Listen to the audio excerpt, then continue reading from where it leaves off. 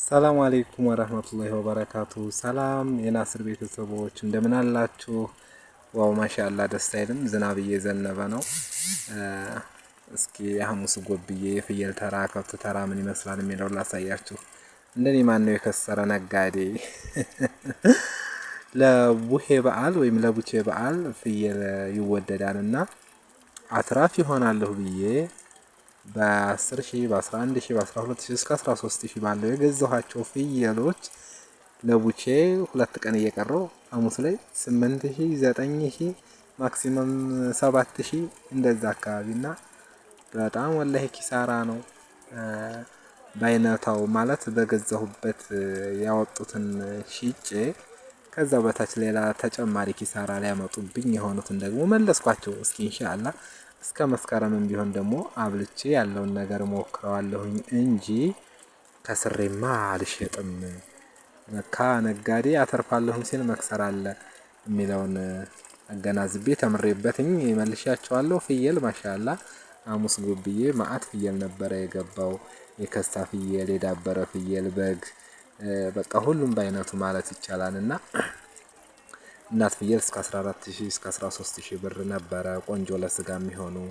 ሪዝና ሆጠጤ ደግሞ ከ6500 ጀምሮ ማክሲመም 6000 7000 8000 እንደ ሆጠጤዎቹና እንደ ሪዞቹ በጥሩ ዋጋ ነበረ። ብዙ ህፃን ልጆች ገበያ ገብተዋል። ምክንያቱም ቡቼ ስለደረሰ ግዴታ ጫማ ልብስ የሚያስገዙበት የመጨረሻ ገበያ ይመስለኛል ይሄ ነው። እና የሐሙስ ገበያ ነጋዴውም ጥሩ እየሰራ ነው። ባለ እህልና ባለ ፍየልም ረክሶበታል። እያማረረም ቢሆን ዋጥ አድርጎት የልጅ እናት አባት ሲኮን ግዴታም ጭምር ይመስለኛልና ይኸው በየጫማው ተራ ስታዩ በየልብሱ ተራ ስታዩ መራጮቹ ህፃናቶች ናቸው። ወላጆች የተባሉትን ላለመክፈል ግብ ይከራከራሉ። ግን አማራጭ እስከሌለ ድረስ ልጆቹ ደግሞ እስከፈለጉት ድረስ እየከፈሉ ይሄዳሉ ማለት ነው። የነሱን ገንዘብ እዛ ጋር በርካሽ ይሸጣው የነጋዴን ገንዘብ በውድ መግዛት ደግሞ በጣም ከባድ ነው። ነገር ግን ባይዘወይ ልብስና ጫማ ለለባሹ ውድ ይመስላል እንጂ ለነጋዴው ምንድነው ልላችሁ የፈለኩት ለለባሹ ውድ ይመስላል ለሻጩ እንደዛ ነገር ነውና ያልኩትኝ። ይቅርታ በቃ ሐሳቤ በትንትን ፍልክስክስ ነው ያለው።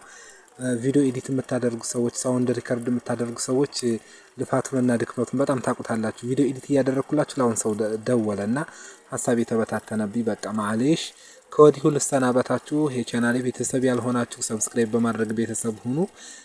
በግና ፍየል በጥሩ ዋጋ ነው ማለት በቃ ነጋዴ ሰፍሳፋ ነን እንነግዳለን እናተርፋለን ስንል ግን አላህ በፈቀደ ሆኖ ደግሞ ረክሶ ነበር የዋለውና አተርፋለሁም ሲባል መክሰር አለ የሚለውን ነገር ተምሬበታለሁ። እንድትማሩበትም ጭምር ነውና አሁን ይሄ የምታዩት ሆጠጤ 6000 ብር ያው ደም የለውም የከሳ ነው። በዚሁ አቋም ሆኖ በደንብ የደለበ ደግሞ 7000 7500 ማክሲመም ታገኛላችሁ። የፍየል ትርፉ ዱለት ነው። የዶሮ ደግሞ ትርፉ ማጠቡ ነው፣ አሰልቺ ነው። ያው ፍየልና በግ እየገዛችሁ የምትበሉ ሰዎች ዱለት አትራፊ ናቸው።